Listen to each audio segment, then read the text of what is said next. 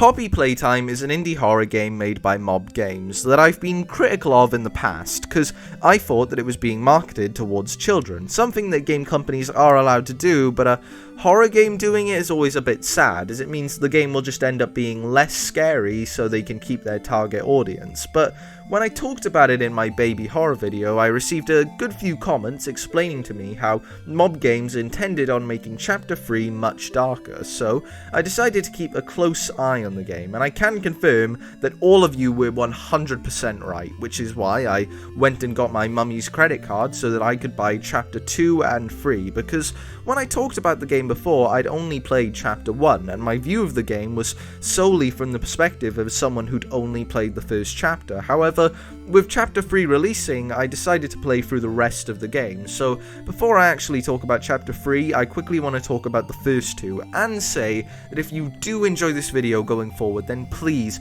make sure to smash that like button, leave a comment down below, and hit that big red subscribe button, because we are currently aiming for a total of 1,000 subs by the end of the year, and any help in that goal would be really appreciated. Although, with my shameless begging aside, let's begin talking about Chapter 1 and 2, A Tight Squeeze and Fly in a Web.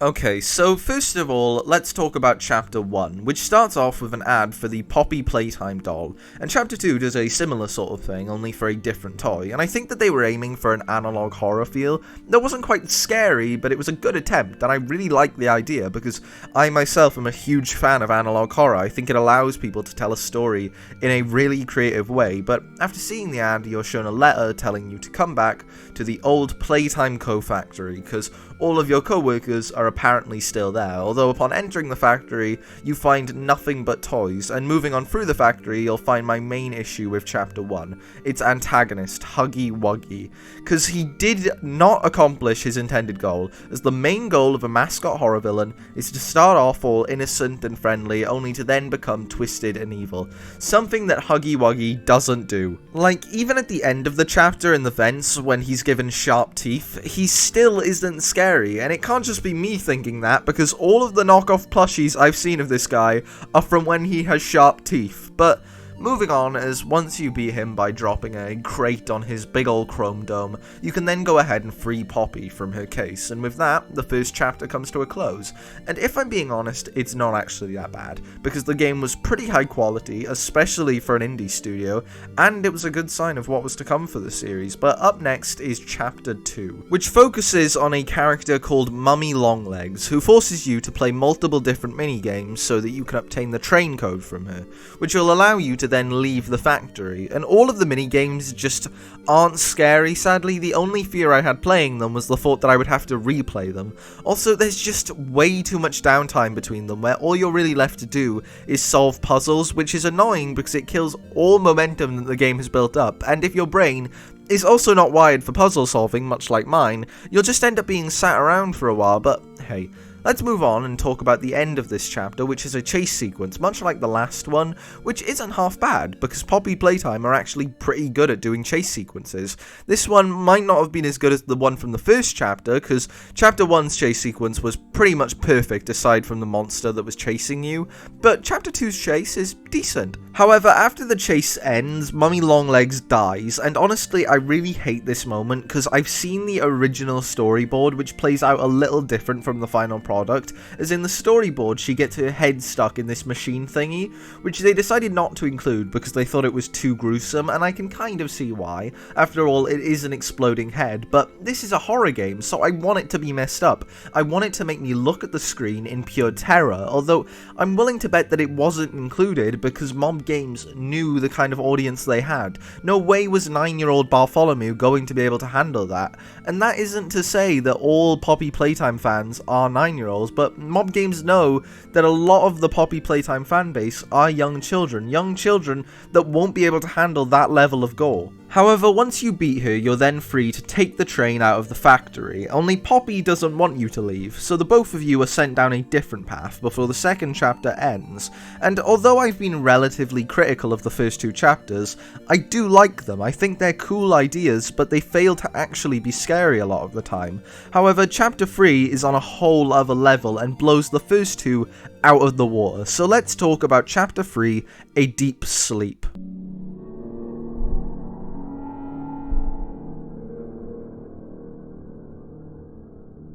So, Chapter 3 starts off with a short video like the last two, however this one shows us a short animation from the Smiling Critters cartoon series, where we see each of the Smiling Critters unable to sleep due to the wind, before one member of the critters shows up at the door. That critter being Catnap, the main antagonist of this chapter, who is shown breathing out some sort of red smoke to put all of the other critters to sleep. And this moment really reminded me of that one section from the Walton Files, which is my favourite analog horror of all time, so I've got to give them credit. They have nailed the analog horror vibe that they couldn't quite grasp in the past chapters. But after we see this cartoon, the video cuts to a broadcast about how the Catnap doll from the Smiling Critters line of toys has been recalled for supposedly giving children violent nightmares. And then after a very dramatic line about how your children are not safe with Catnap, the chapter properly starts with a cutscene of you being dragged along the floor by him, before he throws you down some pipes into a crushing room. Kinda like that one moment from Star Wars, but after getting out of there and exploring for a bit, you'll find a phone that will allow you to talk to a boy called Ollie, who describes the place you're heading to, Playcare, as Catnap's church and hunting ground. Something that I think sounds really cool, because they could have used any word to describe Playcare, yet they specifically used the word church to make it seem like a place of worship for Catnap, and I think that's really cool, because sometimes religion can get pretty dark, and I may be overanalyzing here. Hell, I'm definitely overanalyzing, but I think it's a really interesting and cool idea to have Playcare be a church made by a monster. But moving on, because you'll need to take a train down to Playcare, and whilst on the train you get a very Bioshock-esque speech from Elliot Ludwig, the founder of Playtime Co., and in his speech he explains what Playcare is. It's an orphanage, a school, and many other things all in one, but upon getting to Playcare, it's completely destroyed. And that's actually something that the first two chapters would have benefited from. After all, the whole factory was supposedly abandoned years ago, yet all of the floors above this are in relatively decent condition, so I prefer what they've done here, as it makes the game look much scarier. But when you get to Playcare, you'll have to solve a quick few puzzles before being allowed to head on over to the first major area in this chapter, Home Sweet Home, which was probably my wake-up call for this chapter, as I figured it was going to be good, especially after hearing everyone in the comments, but even then I was a little skeptical until seeing Home Sweet Home for the first time, as it starts off with you entering a room full of red smoke that forces you into a dream sequence, and during this dream sequence we hear a radio broadcast about how the body of a young boy was found on the estate of Elliot Ludwig, and the level of detail they used when describing this boy's body may have been a bit too much. After all, poor little Bartholomew is going to be playing this expecting it to just be another Poppy Playtime chapter, only to then scream in horror after hearing about some disturbed corpse. Like, he's going to be interrupting Mummy while she wine copes, and that's not very fair on her now, is it? And trust me, that's only the start of the dream sequence, as when you get further into it, it starts getting non-Euclidean, which is something that happens quite a lot in the Backrooms lore, for example Level 0, and I really can't explain it too well because there was a lot of math and my brain has kind of been smooth in that area since leaving school, although in the case of Poppy Playtime we see a non-Euclidean looping corridor with a radio in it that's speaking a whole lot of jibber-jabber. Yes, I did just say jibber-jabber, but back to the point, because when you actually get out of the looping corridor, you'll eventually find yourself in what looks to be a hospital room of some sort, with a VHS player in the room. And I kinda like this moment, but at the same time it felt very Sonic EXE-like, so I wasn't a big fan of the Huggy Wuggy redesign, although its build-up was good, and the scripted chase sequence was also pretty good, as it did feel very dreamlike, because when you're trying to run away, you're unable to sprint, and I personally have had nightmares myself where I've needed to run from some sort of killer or monster and been unable to do so, which is why I think this dream sequence is pretty cool. But after you wake up, you're left to try and escape Home Sweet Home, while Catnap is definitely nearby, although he isn't really a threat because he can't get you, he's just wandering around. And if you don't know that, I can imagine him being pretty scary, but once you realise that he isn't a threat and there's no one but you and Kissy Missy in Home Sweet Home, it kinda just becomes nothing but a puzzle game. So I personally think it would have been a good idea if they added some sort of monster, like a smiling critter that you had to run and hide from in this section, as it would have made this section a lot more tense. However, once you're done in Home Sweet Home, you can then set off for the school, which in my opinion is the scariest part of the whole game, because the only enemy in the school is a teacher named Mr. Light, who can only move when you're not looking at her. Not exactly a new idea, but one that's pretty effective when making me shit myself. It worked with the Endos in Security Breach, and it worked here, and her design is great as well, as firstly, she's kind of missing all the flesh that should have been on her face, making her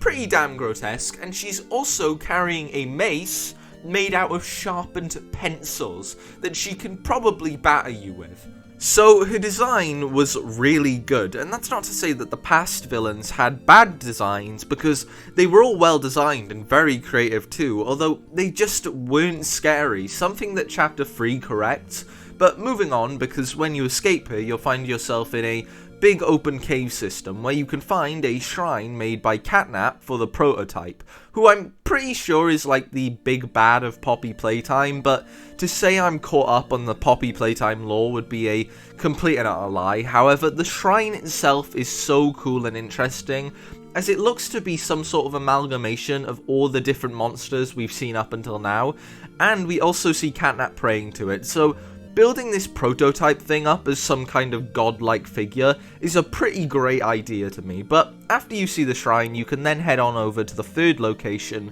the Playhouse, which from what I could tell is a place that Catnap uses to punish the other toys when they go against the prototype, although the place itself resembles one of those McDonald's play places, and the place is full of tiny smiling critter dolls that are decently scary, but due to how dark the area is, I can barely see them most of the time, so I found it hard to be scared of something that I couldn't even really see, and seeing as it only takes one of them to bring you down, they're just kind of a nuisance if anything, but when you get away from them and traverse deeper into the area, you'll find plenty of cages that are used by Catnap to lock up all of the toys that don't worship the prototype like him. And one of the cages currently has a member of the Smiling Critters in it, that being Dog Day, who is currently having his top half held up with some belts from the ceiling. And you'll notice that I said top half. Well, that's because he's missing the bottom half of his body, and when you stand in front of him, he'll go on this big ol' monologue about how you and Poppy are going to end all the madness, but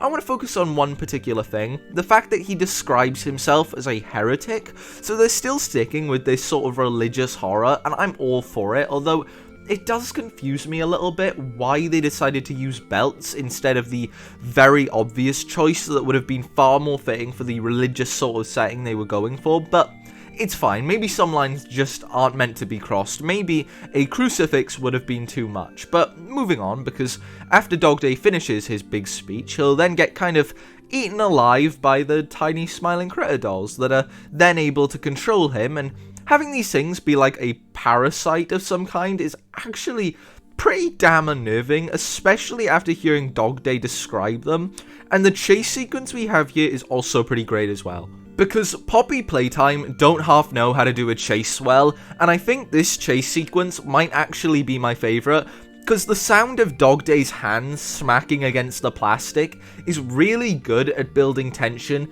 in a way that the Huggy Wuggy chase didn't for me, but when you eventually finish the Dog Day chase, you'll only have one monster left to fight, that of course being Catnap, who I really like as a villain because he managed to be a real mascot horror villain that started off as a lovable, family-friendly character, only to then become some sort of monster that mentally tortures people by trapping them in nightmares. And I also love his design because unlike Huggy Wuggy and Mummy Longlegs, who are basically just bigger versions of the toys they're based off of, Catnap is nothing like the doll he's based off of. He's a giant hairless cat with bright white eyes and a gaping smile in his monster form, and in his nightmare form he looks even better because they decided to make his smile even bigger and his spine even longer. So I'm very impressed with Catnap's design. Although his boss fight is really annoying to the point it's not even scary anymore, it's just a nuisance,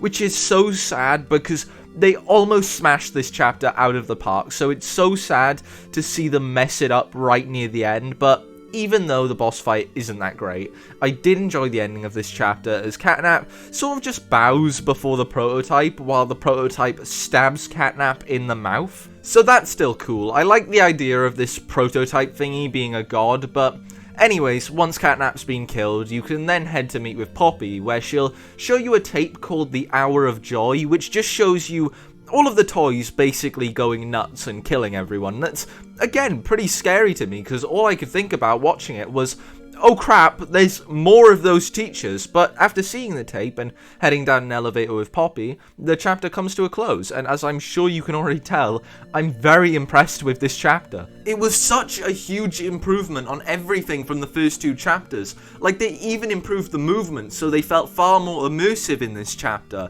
And that's not to say that chapter 3 was perfect, it still had its problems. Like the boss fight, which was just a pain in the arse to beat. But everything else was so incredible that I'm easily able to overlook that, and I genuinely believe that if they keep up this momentum going forward, then Poppy Playtime could be one of the best mascot horrors ever. But if we want that to happen, we'd best start praying that Mob Games don't pull a Hello Neighbor, because if they do that, Poppy Playtime will end up dead and buried with the Huggy Wuggy knockoff plushies being the only thing left behind. So Mob Games, I beg of you, don't mess up and don't make any weird business decisions again, like selling NFTs that are not Poppy Playtime lore. Although, with that said, congratulations to Mob Games for a fantastic third chapter. I am really looking forward to the fourth one, but that is everything I have to say about Chapter 3, which means that this is the end of the video, and if you did enjoy, remember to subscribe, because I'd be really happy if you did. And yes, I did just shill twice in one video, but that is the end for real, so goodbye to you lovely, lovely people.